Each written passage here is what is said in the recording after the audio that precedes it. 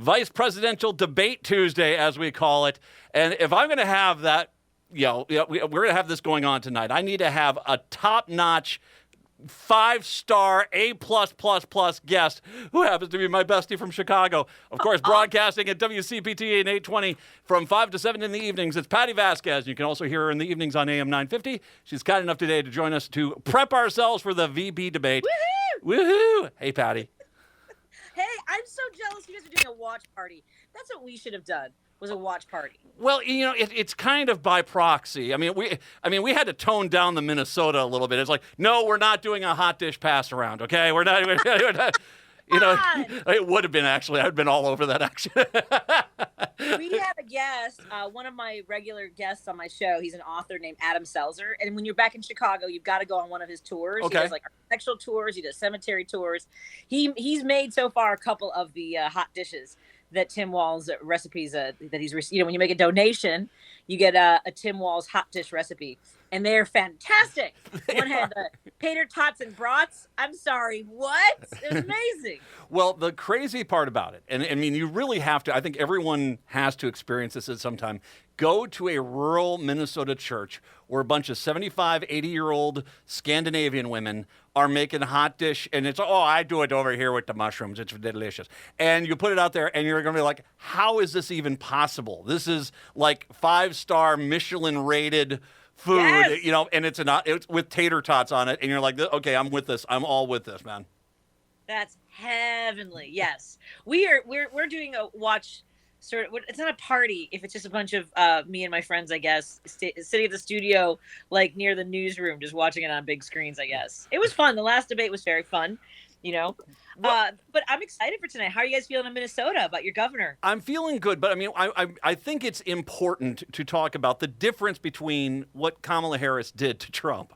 And that's probably not going to happen this time because Trump is really easy to goad with. All she had to do was start going after crowd sizes, and he just basically fell apart.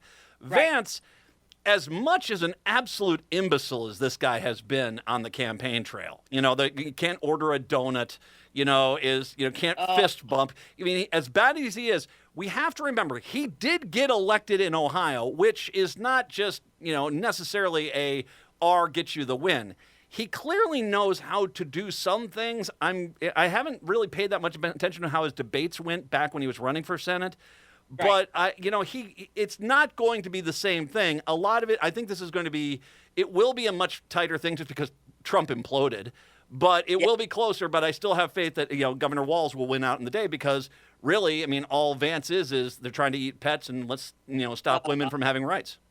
Oh my God. Well, and I'm curious as to I was just thinking about if I was on Governor Walz's prep team, what I would have him say, because that I'm sure you guys have talked a lot about how CBS announced they're not going to do any fact checking. Yeah, garbage. I was trying to think what I would advise, what I would write for Governor Walz would be like, let's just go ahead and assume that everything he says is a lie. I'm not going to bother trying to fact check him or saying that's a lie. Just assume that everything. I don't know how you just sort of pull the pin on that. I don't know. But, you know how you do it? Here you go. He comes on out and he says, my opponent over there basically says you can make up a lie about Haitians in Ohio eating pets to bring awareness to an issue. Fine, I'll do what he says I should do. He likes having sex with couches. Now, I just made that up, but I want to point out how horrible he is with Project 2025. Yes. I'm just playing his game now, and I'm going to point it back at him. And watch Johnny Maybelline over there basically just lose it. Just lose it. I like that. See, you should be on the prep team for Walz. I mean, you're in Minnesota. I mean, I feel like you're just a couple phone calls away from being part of the team, Matt. I imagine my name might have come up, and they might have said, "Oh, sweet Jesus, no." No. You know who they got Vance is playing Walz for Vance is the large tub of Elmer's glue that we call Tom Emmer. The whip is, and he's Minnesota 6. They sent him over, and I was like, well, you've been trying to take credit for everything he's done anyway for the last 4 years, so you might as well now just pretend to be cosplaying him at this point. That's hilarious. I can tell you, we are, I mean, I was surprised this morning, but I guess I shouldn't be. Did you hear these numbers about how about 25% of Americans really don't know either J.D. Vance or Governor Walz, which I guess, because we married in it. but I hope that they are tuning in, because I'm just so excited. I loved that commercial, or whatever it is, that video of him fixing his car, his vintage car, while explaining Project 2025. And he's like, and this is a cruise control he's showing us. Oh my God. I mean, what is happening? I mean, what? Aaron Sorkin couldn't have written a character this wonderful. Well, he's got a practicality if he sticks with that. I Yes. mean, basically, if he sticks with that, I think it will play, because what will Vance look like when he tries to take that down? He looks like he's just going after the everyman. And I think that's, if you want to know, Walz's best offense is a defense. You basically be who he is, explain what he's going to be, do his folksy, Holmesy thing, and then when Vance tries to go, not politics and you're eating pets and stuff like that, he just looks like he's beating up on every rural American that's out there. And did you see the numbers? Speaking of numbers, most unpopular vice presidential candidate choice in history. And so he has to try to do something today. I mean, I don't know what he's going to do to try to win people over, but maybe he'll try to smile, maybe he'll come on out with a completely different persona. I don't know, but it's going to be different than the Trump-Harris debate. Oh, certainly. And to your point earlier that Trump just became unhinged so easily when she, pulled out the, have you seen his crowd? Go to one of his rallies. I wouldn't normally tell you to do this. I mean, it was so fantastic. It was like, go ahead. Just trust me on this. So I don't know what the baiting or I don't know. I'm excited about tonight. And I do wish I was going to watch it with a crowd, because I think it's going to be heated, because they both, to your point about J.D. Vance, and he's debated before and he's won an election. He's got some chops. So I really want to see Governor Walz eviscerate him.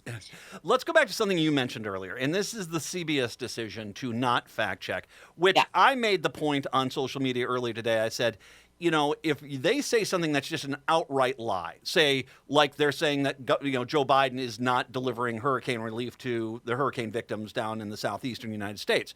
If they say something like this and you let that fly, then you yourself are endorsing that lie. If you're the news media, facts should matter.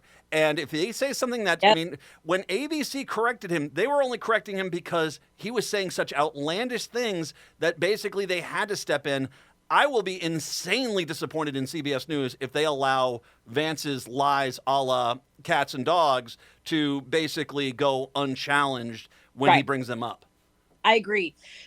I don't even know why, they're sharing any of, I guess, letting us know what the ground rules are. They're trying to shake things up. I mean, Les Moonves has said that Trump might not be good for the country, but he's great for ratings. And they feel the same way about the kind of outrageous. And when I say outrageous, it causes outrage, right? That people get fired up. And we've seen in Ohio that it's put people in danger. That whole week after the last debate, there were bomb threats. Yeah. And down schools and hospitals. It was insane.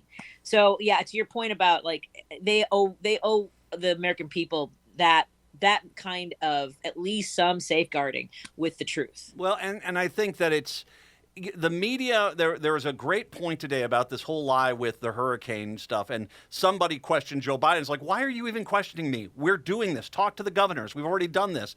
And someone made the point is like, why are you questioning Joe Biden about Donald Trump's lie? Why aren't you going to Donald Trump and say, why are you lying? And the media just doesn't even see the bias that they put out there. And what it is I think to a point they're cowards. They're afraid. They like you talked about the numbers. They don't want to look like, they don't want to be labeled the liberal media, whatever. The reality is that this is journalism 101. Go to the source and ask the source why they said this. Don't ask other people, because you look like cowards, and at the end of the day, you're basically only doing the bidding of the guy that's doing the lying.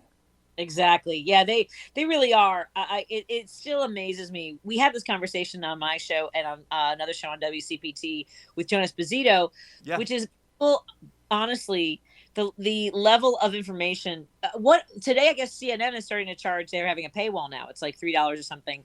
They're going to start a paywall. And the problem is that truth now costs money and lies are free.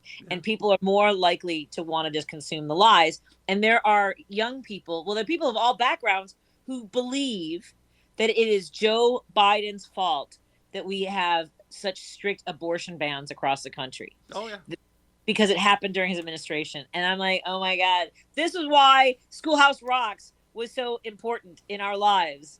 But for today, I am still just a bit like nobody understands how the government works anymore. What is happening? Well, I will say this. The Harvard poll that came on out, and once again, polls, they're undercounting Democrats 5 to 15 points. We've seen this. This is not one time, or this has been for 2.5 years.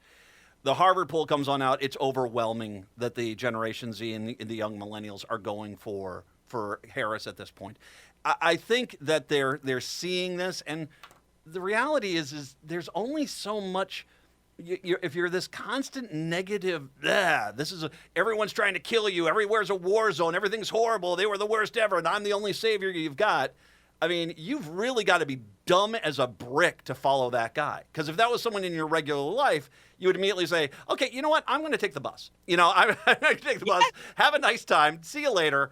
That I think that Generation Z, whereas Generation X, where they couldn't advertise to us because we could see ads coming a mile away. Generation Z just has zero tolerance for this stuff, and they don't buy spin nearly as much as other generations have. And I think they're seeing through this lies, and it's not convincing people as well. I at least that's my hope. At least thank God I hope it is the case. You mean the fried eggs in a pan? This is your brain on drugs? Yeah.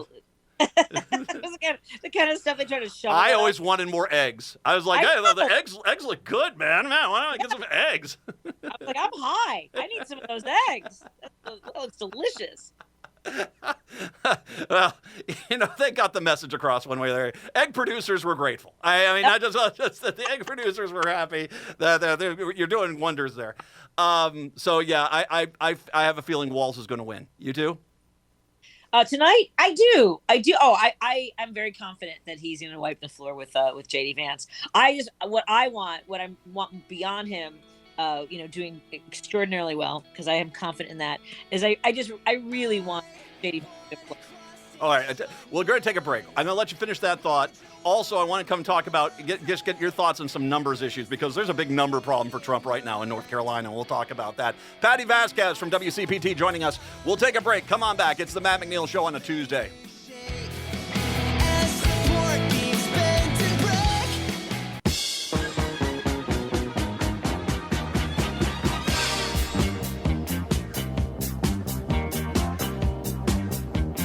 It is the Matt McNeil Show on your Tuesday. Good to be with you today. The vice presidential debate today is tonight, and Patti Vasquez from WCPT, kind enough to join us to talk a little bit about this. We were talking right before we went to break about how you think this is going to go. I think Walz is going to win. I don't think it's going to be as much of a trouncing as Harris gave Trump. But that's the vice presidential. That's the vice presidential debate. I mean, usually, unless there's a fly on the dude's head for half the dang thing. Oh God. Yeah. Yeah, but I think that this is a unique situation, with this debate. I mean, there's just such a different energy right now because of J.D. Vance's just terrible and dangerous claims and rhetoric when it comes to immigrants, when it comes to, oh my God, when it comes to women's bodies or women at all. I mean, between, being the women without children are sociopaths and just cat ladies, women who are postmenopausal are supposed to sit around and wait for their children to have children, to be caregivers to their grandchildren. Yeah. I don't know that they want us for anything besides sex and dinner. Like, that's it. That's all. I mean, well, you've been on stage, you've done comedy and stuff like this. If you're a not well-liked entertainer, let's say, yeah, and you go up on stage, it's incredibly hard for you. I mean, he's put out all this stuff, as you said, that has been very negative, very poorly received. I saw the audio today that he had where basically he said, victims of rape and incest, why are we thinking about the victims of that? We should be thinking about making them have the kid and understanding what a treat they had. And you're like, oh my God.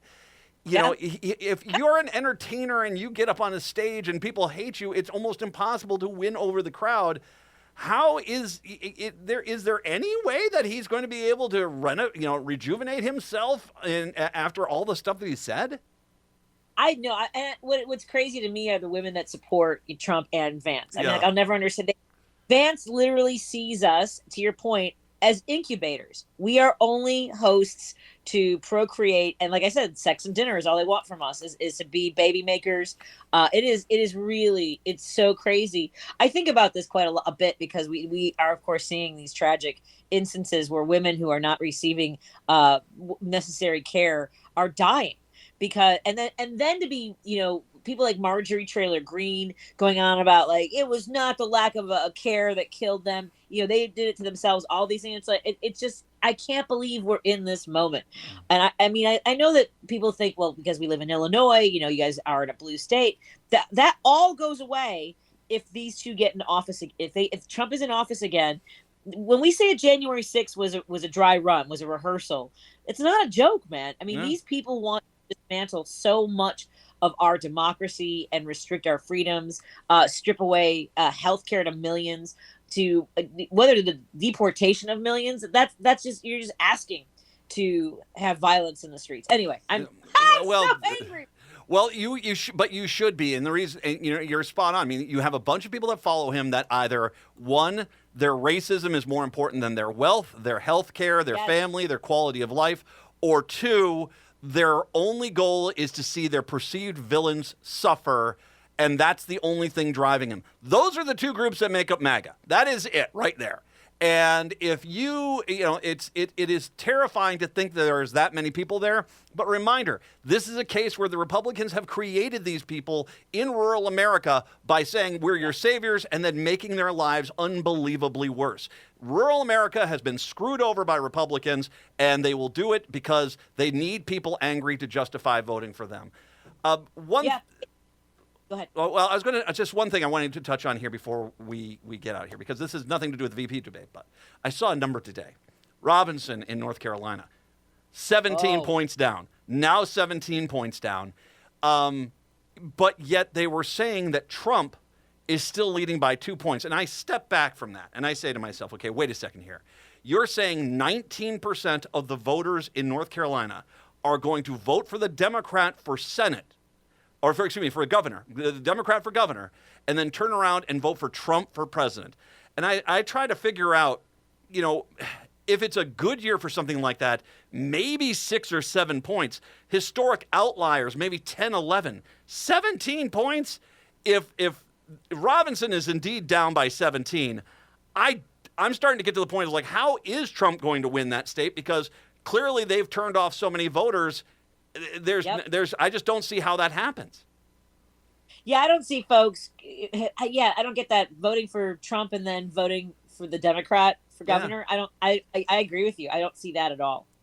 I get the impression from North Carolina that governor's race has taken over that ballot. It's not that Trump is there, and I'm not saying that people don't care about the presidential race, but clearly what is going on there is with the politics-wise. I mean, obviously they're dealing with this hurricane now, but with the politics-wise, the ballot is far more about that governor's race than anything else. And that's if that's how it does seem like that to me, and if that's the case, I just don't see how, if Trump loses North Carolina, this whole thing's over for them.